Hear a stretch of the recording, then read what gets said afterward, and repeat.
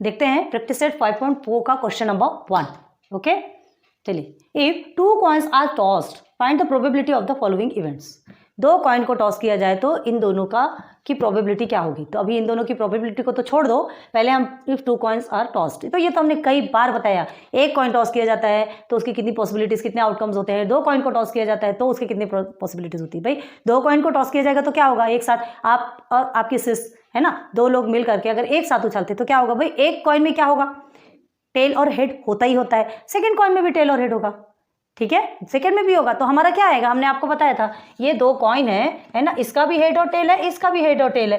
तो कितनी पॉसिबिलिटीज आएगी, या तो दोनों का एक बार में हेड आएगा, या तो एक का हेड एक का टेल आएगा, या तो एक का टेल एक का हेड आएगा, या तो दोनों के टाइम पे टेल आएगा। क्लियर है। तो कितनी पॉसिबिलिटीज बनी यहाँ पे, कितने आउटकम्स आएंगे, 4 आउटकम्स आएंगे। ऑलरेडी हमने आपको बताया, ठीक है। तो हम क्या करेंगे फिर, हमको सैंपल स्पेस में हमारा आउटकम्स निकालना है। तो सबसे पहले हमारा वही काम है, क्योंकि बिना सैंपल स्पेस आप के आउटकम्स निकाले बिना आप प्रोबेबिलिटी फाइंड नहीं कर सकते। क्लियर है। क्यों, क्योंकि जितने भी इवेंट्स के जो आउटकम्स होते हैं, इवेंट के जो फेवरेबल आउटकम्स होते हैं, वो सैंपल स्पेस के अंदर से ही आते हैं। ओके, तो चलो फिर देखते हैं। तो हम सॉल्व करेंगे सीधे सीधे कॉइन, और इसका एक अलग तरीका भी हमने आपको बताया। ये तो खैर सिंपल है, ये निकाल लोगे, है ना। बड़े के लिए हमने आपको अलग से ट्रिक बताई है। तो अभी ये सिंपल है तो इसको ज़्यादा नहीं देखते, ये आप ये इस तरह से कर लीजिए तो आपके लिए भी अच्छा रहेगा। चलो हम तो रब कर रहे भाई। अब देखो क्या बताया था हमने आपको, 2 कॉइन्स है, देख लो ये 2 कॉइन्स है, ठीक है। एक में हेड और एक में 2 कॉइन्स है, तो इसके भी कितने होते हैं, इसके भी 2 क्या होते हैं, आउटकम्स होते हैं। हेड और टेल होता है ना, और इसके भी 2 पॉसिबिलिटीज, 2 आउटकम्स होते हैं। तो 2 × 2 = 4, मतलब कितनी पॉसिबिलिटीज आएगी, कितने आउटकम्स आएंगे, 4। हमको यहीं पे दिख गया ये 4 आएंगे। याद रखना कभी भी मल्टीप्लाई करना है, दोनों में, इसमें हेड टेल है, इसमें भी हेड और टेल है, दोनों में 2 आते हैं, 2 पॉसिबिलिटीज है। तो 2 × 2 = 4। ओके, तो टोटल आउटकम्स कितने निकलेंगे हमारे, 4। तो हम किस में लिखेंगे, ये सैंपल स्पेस का आउटकम बनाएंगे। ओके, तो लिखेंगे यहाँ पे ये 4 आ गया हमारा, तो लिखेंगे हियर सैंपल स्पेस, ठीक है। सैंपल स्पेस S = क्या है, सैंपल स्पेस S = क्या आएगा यहाँ पे, चलो बताओ। या तो दोनों के हेड आएंगे, या तो एक का हेड एक का टेल आएगा, एक का टेल और एक का हेड आएगा, या तो दोनों के टेल आएंगे। हो गया हमारा सैंपल स्पेस निकल के आ गया, ठीक है। एंड N ऑफ S क्या होगा हमारा, 1 2 3 4 हो गया। N ऑफ S हमारा निकल के आ गया, ठीक है। सैंपल स्पेस और N ऑफ S कंप्लीट हो गया। सैंपल पॉइंट भी मिल गया और सैंपल स्पेस के आउटकम्स भी मिल गए। क्लियर हो गया। अब हमको क्या चलना है, फर्स्ट में गेटिंग एटलीस्ट 1 हेड, है ना। यहाँ पे लिखेंगे let event A getting at least 1 head. Okay, चलो, तो getting at least 1 head, at least 1 head का मतलब क्या है यहाँ पे, मतलब एक हेड होना चाहिए, कम से कम एक हेड होना चाहिए। चलो, तो हम क्या बनाएंगे, देयरफॉर इवेंट A = क्या आएगा, मतलब ये आपके फेवरेबल आउटकम्स है, ये हमको चाहिए ना, ये चाहिए ही चाहिए। यहाँ आपको कंपल्सरी यहाँ पे लाना है पूरे आउटकम्स, यहाँ पे आपको जो चाहिए वो। तो गेटिंग एटलीस्ट 1 हेड मतलब देखो यहाँ से देखेंगे, कहाँ से देखना है, सैंपल स्पेस से निकलता है। ये देखिए अब ये 2H है, तो 2H यहाँ पे एटलीस्ट 1 हेड बोला है, तो 2H चलेगा क्या, बिल्कुल चलेगा। एटलीस्ट 1 हेड मतलब कम से कम एक हेड होना, तो यहाँ तो 2 है, ठीक है। तो ये HH आ गया। उसके बाद यहाँ पे एटलीस्ट 1 हेड है, ये भी चलेगा, एटलीस्ट 1 हेड TH। अब ये TT चलेगा क्या, नहीं, क्योंकि इसमें हेड नहीं है। हो गया, हमारे फेवरेबल आउटकम्स निकल के आ गए, ठीक है। तो इवेंट A = ये 3 हमारे आउटकम्स निकल के आ गए। तो आप क्या लिखेंगे, एंड N ऑफ A क्या निकल के आया, N ऑफ A 1 2 3। क्लियर है। अब हम निकालेंगे नाउ लिखो P ऑफ A, प्रोबेबिलिटी निकाले बोला है ना आपको, देखो यहाँ पे ये प्रोबेबिलिटी निकाले बोला है। तो P ऑफ A = फॉर्मूला लिख लो, N of A upon N of S। N of A कितना है आपका, 3, इनबॉक्स कर लिया करो तो चीजें जल्दी मिल जाती, ठीक है। एंड N ऑफ S हमारा 4 है, ठीक है। तो therefore probability of event A क्या निकल के आया आपका, 3/4। बस यही आपका आंसर, ठीक है, मिल गया। तो प्रोबेबिलिटी ऑफ इवेंट A हमारा निकल गया 3/4। फ्रैक्शन में आएगा आंसर, बताते हैं, या तो फ्रैक्शन है तो परसेंटेज, मल्टीप्लाई बाय 100 कर दोगे, सीधे सीधा परसेंटेज निकल के आ जाएंगे, ठीक है। अब चलते हैं सेकंड में, गेटिंग नो हेड, ठीक है। गेटिंग नो हेड मतलब जिसमें कि हेड होना ही नहीं, भगा दो हेड को, हेड का कोई काम नहीं है। तो क्या करेंगे, सेकंड सेकंड मतलब ये फर्स्ट है और ये सेकंड है ना, तो गेटिंग नो हेड आपसे जब पूछ रहा है तो उसको हम क्या मान लेंगे, लेट इवेंट बी। ओके, यहाँ आपको प्रोबेबिलिटी नहीं दिया गया, इवेंट ए इवेंट बी कुछ भी नहीं बोला गया है, ये सब आपको खुद से डिराइव करना है, आपको खुद से बनाना है। समझ में आ रही बात? ओके, तो गेटिंग नो हेड, तो आप क्या करेंगे, let event B is getting no head, getting no head.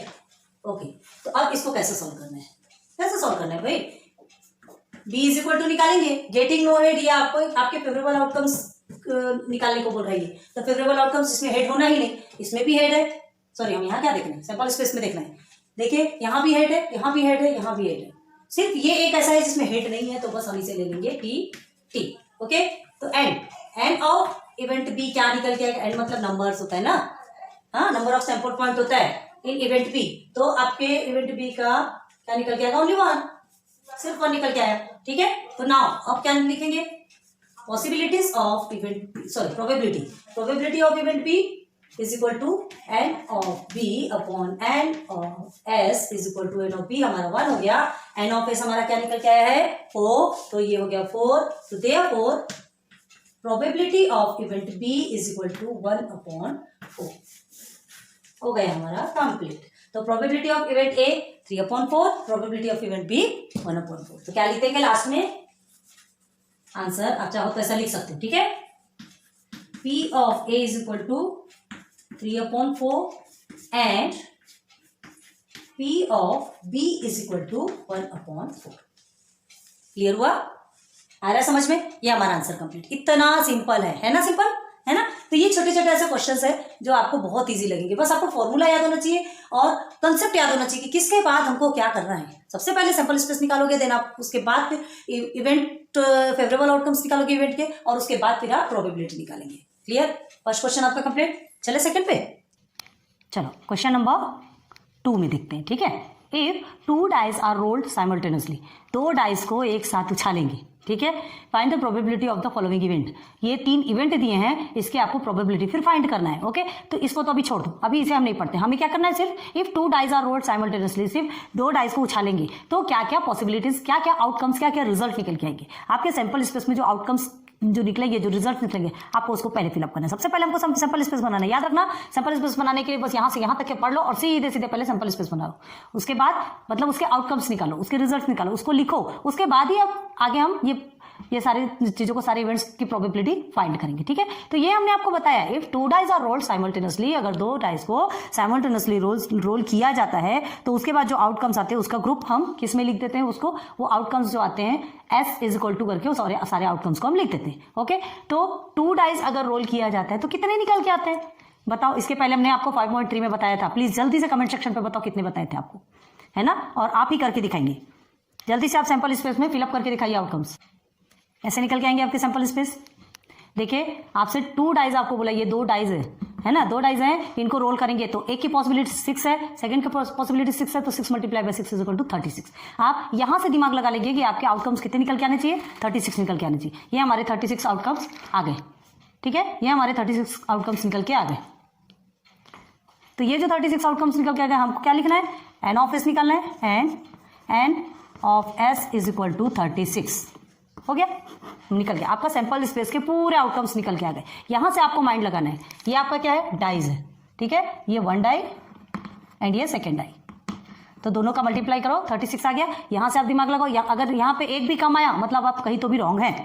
Clear हो गया? अब हम सीधे चलते हैं यहाँ 1 2 3 आपको क्या दिए गए हैं, इवेंट्स दिए हैं, हम उस इवेंट्स को नाम देते हैं। तो ये A-B-C, तो इवेंट ए को पहले देखो, तो sum of the digits on the upper faces is at least 10, है ना, मतलब ऐसे डिजिट्स का सम होना, यहाँ पे जितने भी डिजिट्स दिए हैं उसका सम करने पे एटलीस्ट क्या आना चाहिए, 10 आना चाहिए। अपर फेसेस में ऐसे नंबर्स आना चाहिए जिसका सम करने पे एटलीस्ट 10 आना चाहिए। मतलब अगर एक डाइज में 5 आता है, सेकंड डाइज में भी 5 आता है, मतलब दोनों क्या हो गया, 10 हो गया। ठीक है, तो जिसके अपर फेसेस में जो नंबर्स आए, ये तो ऑलरेडी ये लिखा हुआ है। आपको क्या करना है, डायरेक्ट हम नंबर 1 में चलेंगे और क्या लेंगे, इसे लेट इवेंट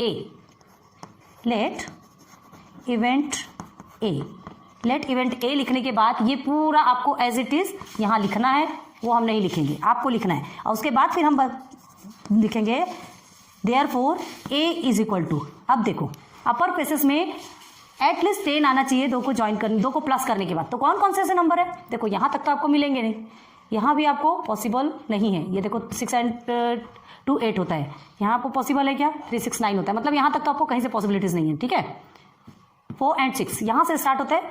फर्स्ट आपका आउटकम्स कितना निकल के आया, 4 and 6 आ गया, यहाँ से स्टार्ट कीजिए, फिर उसके बाद फिर 5 2 5 3 5 5 5, ओके 5 5 ये हो गया आपका, एंड 5 6। देखिए एटलीस्ट 10 होना चाहिए, एटलीस्ट 10 मतलब at least 10 in the sense minimum आपका 10 होना चाहिए, उससे ज्यादा हो सकता है 11 और जो 12 ये भी हो सकता है, लेकिन उससे कम नहीं होना, याद रखो। एटलीस्ट 10 मतलब क्या बोल रहा है कि 10 से लेकर के 10 11 12 13 14, तो याद रखो एंडिंग तो हमारा 12 है, देखो ना यही तो हमारा एंडिंग है। 6 + 6 कितना होता है, 6 + 6 होता है आपका 12, क्लियर है। तो 6 + 6 12 होता है, मतलब 12 से ज्यादा हो नहीं सकता और 10 से कम होना नहीं, तो 10 11 12 तक के नंबर आपको चाहिए।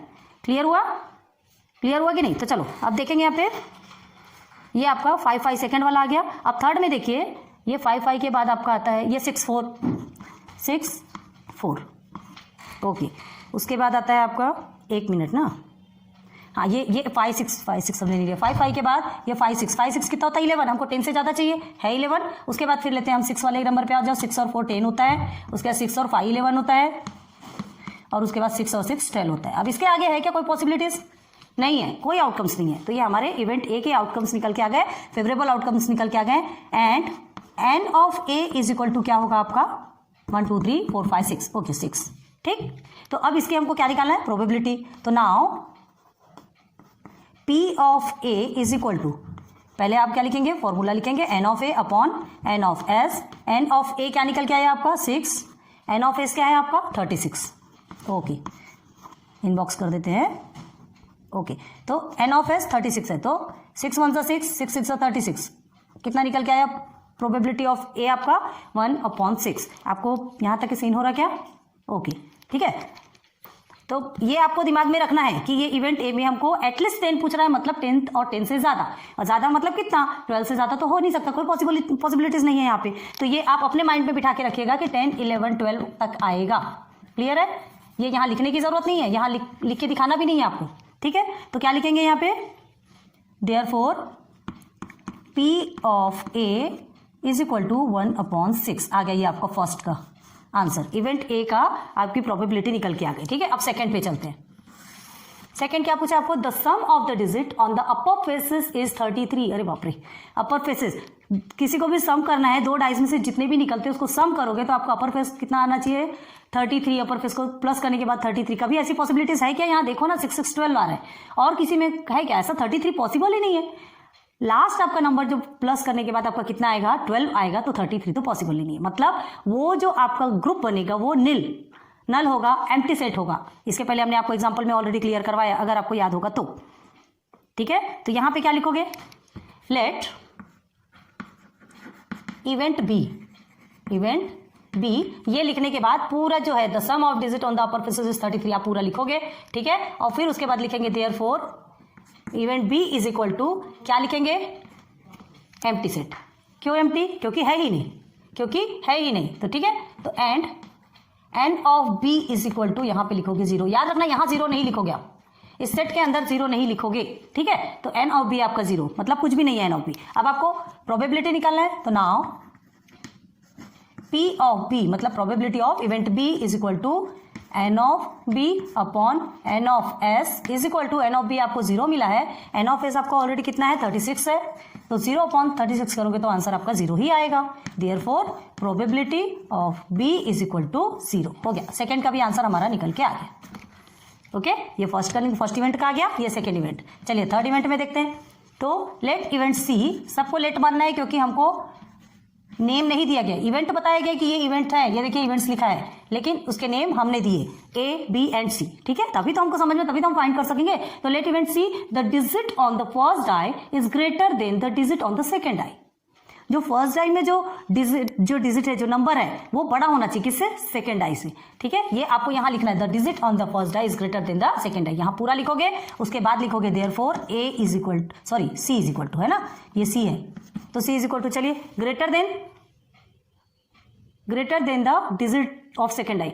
चलो फर्स्ट डाई का कौन कौन से ग्रेटर नंबर है, यहाँ तो कोई ग्रेटर नहीं है क्योंकि यहाँ पे 1 छोटा है और बाकी सब बड़े हैं, सेकंड नंबर वाले बड़े हैं। यहाँ देखिए 2 1 है ना, 2 बड़ा है 1 से, 2 ग्रेटर है 1 से, एक आ गया आपका।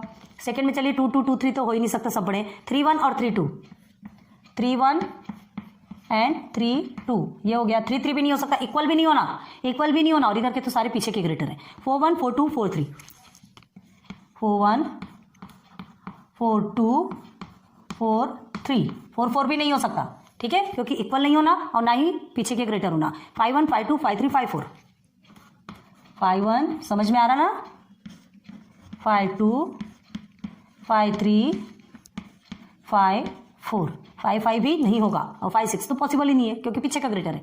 6 1 6 2 6 3 6 4 6 5, ओके। फर्स्ट वाले ग्रेटर है, देखो 6 1 6 2 6 3 6 4 6 5, उसके बाद 6 6 पॉसिबल नहीं है, हो गए कंप्लीट, हो गया। हमारे फेवरेबल आउटकम्स निकल के आ गए, है ना। तो इवेंट सी के फेवरेबल आउटकम्स निकल के आ गए। तो एन ऑफ सी कितना होगा, and N of C is equal to 1 2 3 4 5 6 7 8 9 10 11 12 13 14 15, N of सी हमारा निकल के आ गया 15। क्लियर। तो अब हमको देखना है now probability of C is equal to क्या है, N of C upon N of S. तो एन ऑफ सी आपको कितना मिला 15, तो 15 अपॉन एन ऑफ एस हमारा 36 है, ओके, ये 36 हो गया। क्लियर। अब इसको आप कट कर सकते हैं, इसको कट कर सकते हैं, कोई ऐसा नंबर है, ओके, 3 से है, 3 5 जा 15 एंड 3 1 जा 3 3 2 जा 6, तो 5 अपॉन 12, ओके, आया समझ में। तो नीचे में हम क्या लिखेंगे, therefore P of C is equal to 5, नीचे आपको दिखेगा कि नहीं, 5 अपॉन 12 आंसर आ रहा है ना, याद रखो, एक बार दिख रहा है कि नहीं, क्लियर थोड़ा देख लें। तो ये थर्ड इवेंट का आंसर कितना है यहाँ, P of C is equal to 5 upon 12, okay. आगे आपका तीनों के भी आंसर 1 2 3, तीनों भी इवेंट के आंसर निकल के आ गए। क्लियर है। अब लास्ट में आप क्या करेंगे, ऐसे आंसर लिख के लास्ट में लिख लीजिएगा, यहाँ इस तरह से बताते हैं, ऐसे आंसर लिखो, ठीक है, और फिर इवेंट 1 इवेंट 2 और इवेंट 3, 1 2 3 करो। तो P of A is equal to P of B is equal to P of C is equal to, ऐसा लिखिए। उसके बाद P ऑफ A आपको कितना है 1 upon 6, P of B 0 and P of C 5 upon 12, ऐसा ये लास्ट में लिख लीजिएगा। हमको थोड़ा स्पेस की प्रॉब्लम हो रही है, प्लीज थोड़ा कोऑपरेट कीजिए, ठीक है। तो ये आपका लास्ट का आंसर। तो आज आपका क्वेश्चन नंबर 2 भी कंप्लीट।